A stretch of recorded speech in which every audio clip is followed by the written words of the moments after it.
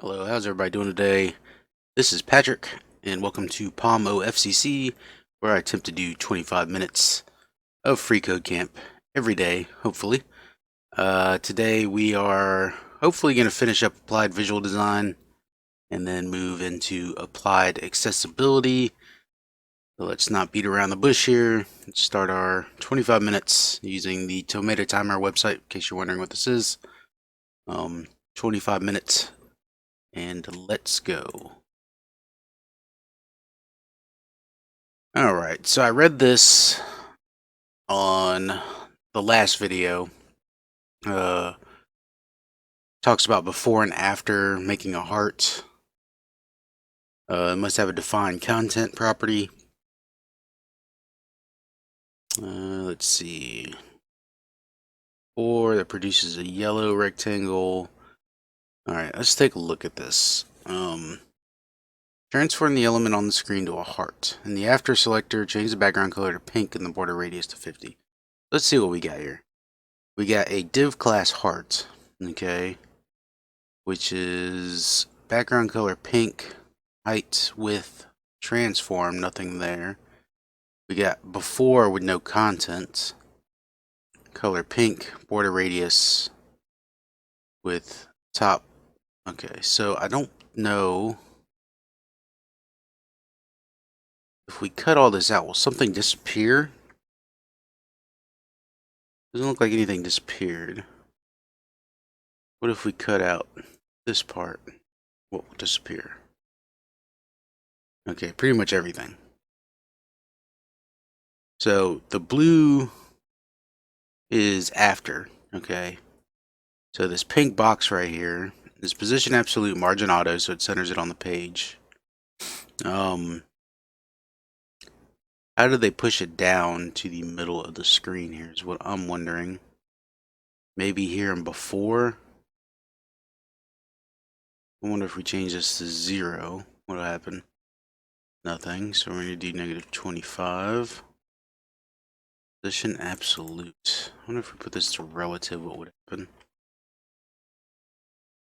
Nothing. I'm just playing around with this to see what happens and everything. Let's do relative. Okay, so it's the fact that it's positioned absolutely is what's pushing it down the page here. I was trying to figure out what centered it vertically. So the margin auto with absolute, I'm guessing. I wonder if we put 0 auto. Yeah, okay. So auto absolute will automatically push the element to the center of the whatever you're working with. I know auto left and right will center it, but without putting a top bottom, so that auto top bottom absolute is what pushes it to the middle of the page. Okay. So let's start working on this. Okay, in the heart after selector, change the background color to pink. And we'll do that first. So the blue box should become pink. There we go. And border radius to 50%. So that's a circle, right? Yeah, pretty much. Next, target the element with the class heart and fill in the transform property. Use the rotate function negative 45 degrees. Okay, this will be interesting to see. Okay, so it tilts it up. Alright, so that gives you, I guess, part of the heart. And then all you gotta do is get this corner. So you just gotta mirror it, I guess. Finally, fill in the heart before and set its content to an empty string. So let's go back here. Let's take this out. Alright. Let's change this back to blue. We'll leave the border radius fine. What happens when you fill out the content? Okay, that just gives you this other circle up here, pink circle. So what it is it moved it to the top right here. So this is a before and it's above the square. So like if you change this to blue, you'll see what we're talking about. There we go. Okay. So Let's leave this blue because I want to see what this looks like. We're going to do the rotates negative 45 degrees, and there's your heart. So it's basically your square. It's kind of turned up on its side, and then you got the two circles, which are going to be the same color here. Just change them both to pink, and we'll have our hearts. Okay. I just kind of wanted to visualize what's happening each step of the process here. And that should pass. Alright, let's go to the next challenge. Learn how to use CSS, or learn how the CSS keyframes and animation properties work.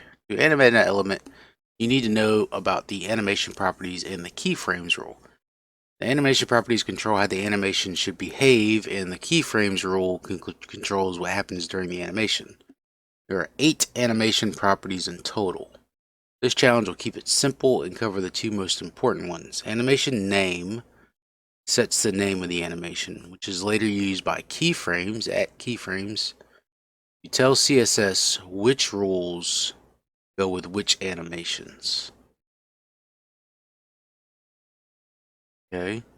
Duration sets the length of the animation. That makes sense.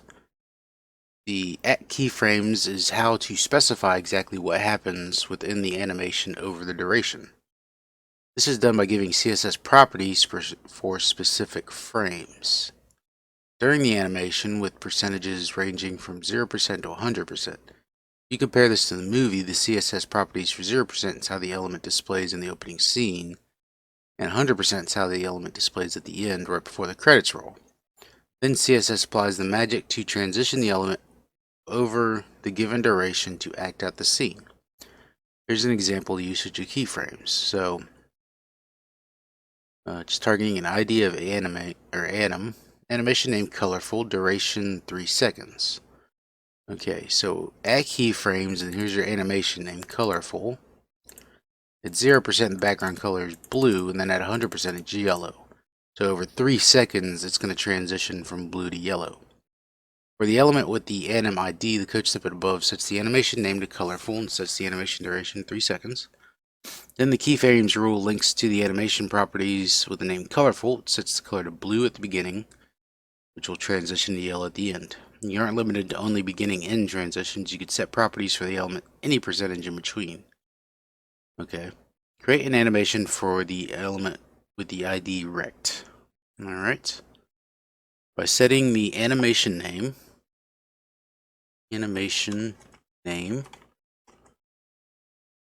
to rainbow,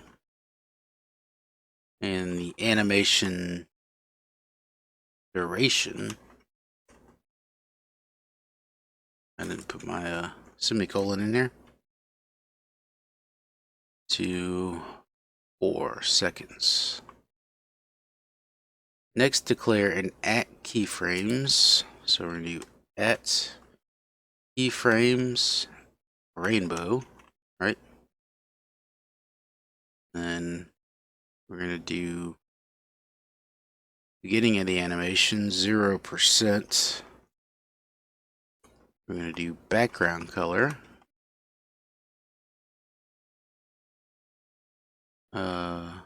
blue, and 50%. I'm going to do background color green. Alright, the animation's already starting. Then at 100%, we're going to do background color yellow. And then it should go through the whole animation. Green to yellow, blue, actually turn black. So it goes blue to green, yellow. Okay. And I'm sure there's a way to make it repeat.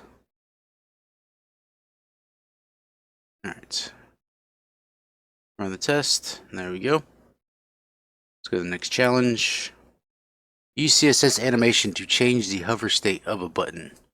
You can use keyframes to change the color of a button in its hover state. Here's an example of changing the width of an image on hover.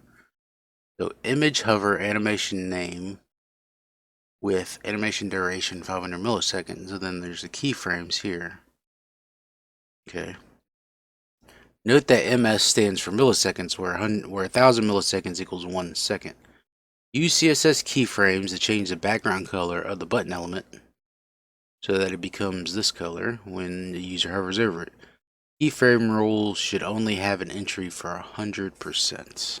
Okay. So we're going to do, they already have the animation name and duration set up here under button hover. So we're just going to put in the keyframes, background color, and then it's going to be 100% background color. That's going to equal this hex code right here. Paste that. Then we hover. It should excuse me. It should animate to this new color in half a second. There you go. See, it's real quick. You know, if you change this to like 2 seconds, it'll take a lot longer. So, go. Take a full 2 seconds. Let's change this back to 500 milliseconds, and we pass this one. Alright, next challenge. Modify fill mode of an animation. That's great, but it doesn't work right. Notice how the animation resets after 500 milliseconds, causing the button to revert back to its original color, right? So like it blue and then it stops. This can be done by setting the animation fill mode property to forwards. Okay. Fill mode specifies the style applied to an element when the animation is finished. You can set it like so, animation fill mode forward. Set the animation fill mode property of the button hover to forward so the button stays highlighted. Okay. Animation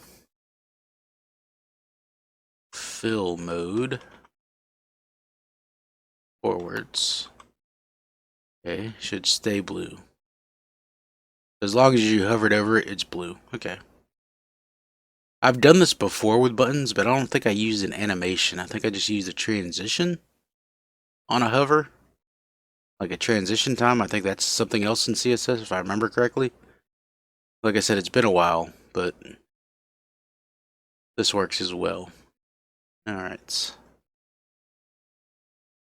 Next challenge. Create movement using CSS animation. When elements have a specified position, such as fixed or relative, the CSS offset properties can be used in animation rules to create movement. As shown in the example below, you can push the item downwards and upwards by setting the top property of the 50% keyframe to 50 pixels by having it set to 0 pixels for the first and last, so like kind of bounces. Alright. Add horizontal motion to the div animation. Alright. So using left property, add to the keyframes rule so rainbow starts at 0 pixels at 0. So we're going to use left 0 pixels, and then we're going to use left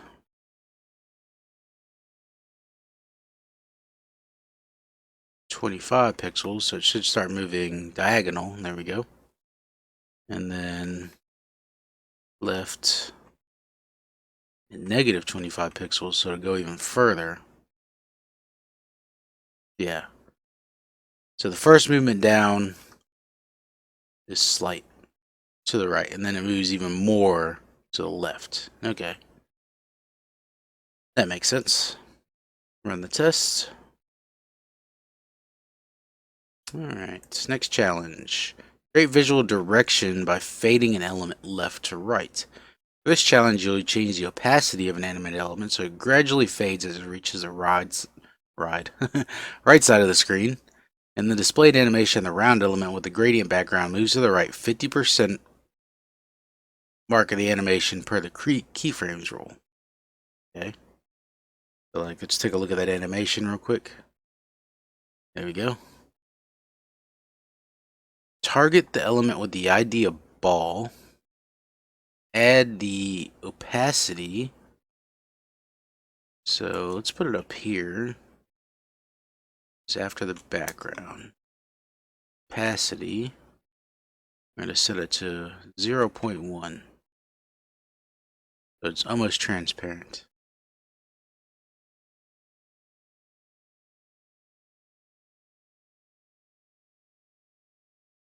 At 50%. Oh, okay. So, alright. That's where it messes up. It told us to target the element with ID ball and add the opacity at 50%. But they really want us to add it in here at the 50% roll. So it's going to fade out as it moves to the right. See? And then it fades back in. Pretty sure that's what they wanted, looking down here. But the way they titled it here, it says target the element with the ID of ball, which you do in this CSS rule. Instead, it should have said add to the keyframe of fade. So this should pass. Alright. Animate elements continually using infinite animation count. The previous challenges covered how to use some of the animation properties keyframes rule. Another animation property is animation iteration count, which allows you to control how many times you would like to loop through the animation. Here's an example. Animation iteration count 3. In this case, the animation will stop running after 3 times. But it is possible to make the animation run continuously by setting that value to infinite. To keep the ball bouncing on the right in a continuous loop, change the animation iteration count property to infinite. So right here, instead of 3, I mean, you can put any number in here, 9, and it'll bounce 9 times.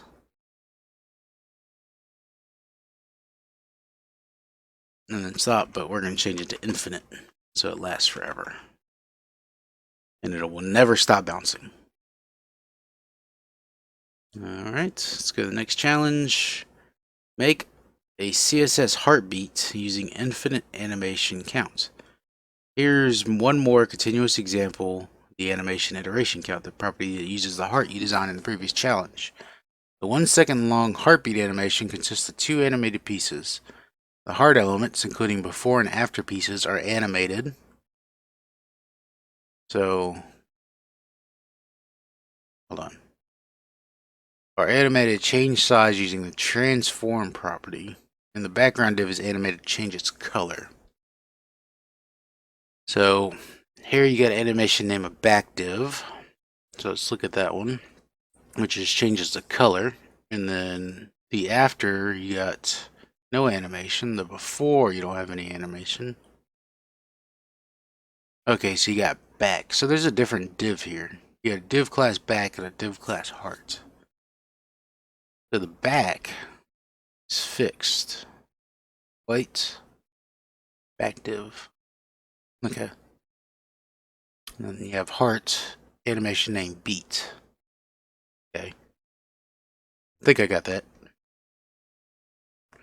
Background div is animated to change its color using the background property. So on beat, it transforms, it scales and rotates. Let's take a look at this animation quick. Okay. So it kind of moves a little bit and the background changes color. Okay. Keep the heart beating by adding the animation iteration count property for both the back class and the heart class, setting the value to infinite. Okay. So before and after selectors do not need animation properties. That makes sense. So we're going to add on the heart animation iteration count. And it's going to be infinite. So it should just continue beating, but notice the background div doesn't change to that pink color. So we're just going to copy this up here, and that should make the difference. And there you go. You can see it. The background changes to the pink color.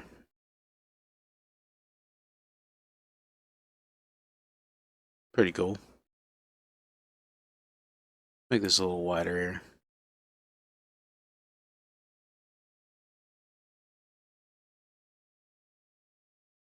So all it's doing is getting smaller, right? Transform scale, and it rotates for negative 45 degrees. I wonder what the rotate's doing here. Let's take out the rotate for a second. What happened if I take out this rotate? Okay, so you had to add the rotate in there because it's like rotating on its own. What if we took out this one?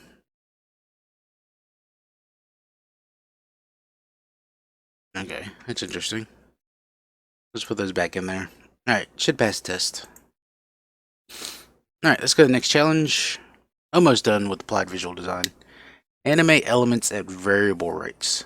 So there are a variety of ways to alter the animation rates of similarly animated elements. So far, this has been achieved by applying animation iteration count property and setting the keyframe rules. To illustrate, the animation on the right consists of 2 stars that each decrease in size and opacity at the 20% mark in the keyframes rule.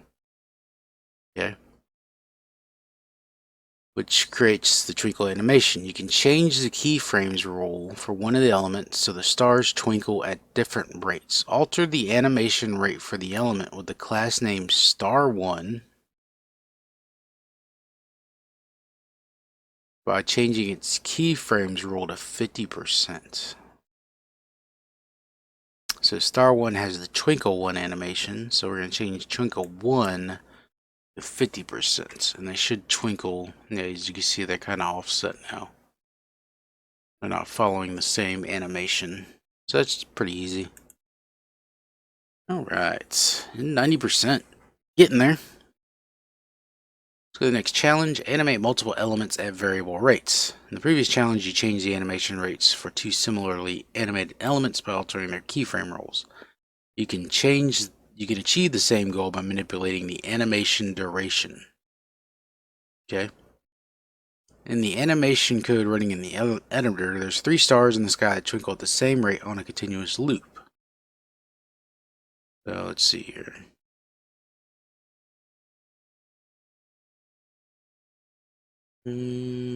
Duration 1 second, duration 1 second, duration 1 second. So they're all using this twinkle. So you can't change the keyframes because they're all using the same keyframe. Okay, I understand what's going on there.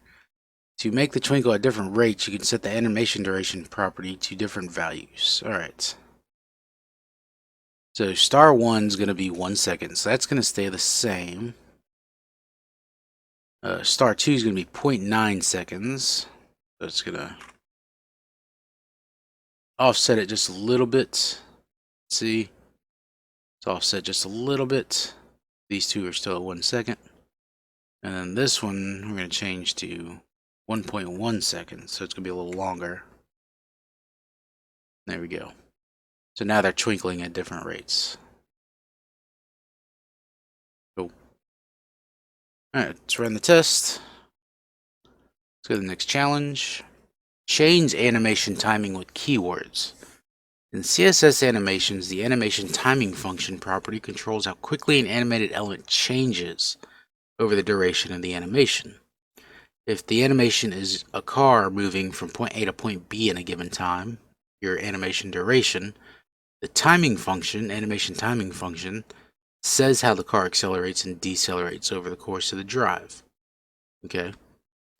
There are a number of predefined keywords available for popular options. For example, the default value is ease, which starts slow, speeds up in the middle, and then slows down again at the end. Other options include ease out, which is quick in the beginning and then slows down. Ease in is slow at the beginning, but then speeds up at the end. Or linear, which applies a constant animation speed throughout. For the elements with ID of ball 1 and ball 2, add an animation timing function. Add an animation timing function property to each, and set ball 1 to linear, ball 2 to ease out. Notice the difference between how the elements move during the animation but end together. They share the same animation duration of 3 seconds. Okay. So ball 1, we're going to change animation timing function to linear.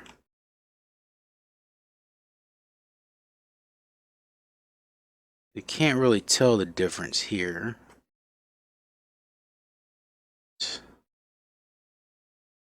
Oh, I put time function, not timing. There we go. Now you can tell. So ball 1 is now moving at a single speed all the way to the bottom. Well, this one's kind of slow, speeds up, slows down. Slow, speeds up, slows down. Which you can tell if we change this to like 4 seconds or 5 seconds. Yeah, it speeds up and then it slows down. Speeds up, slows down. Okay. Check this back to 2 seconds.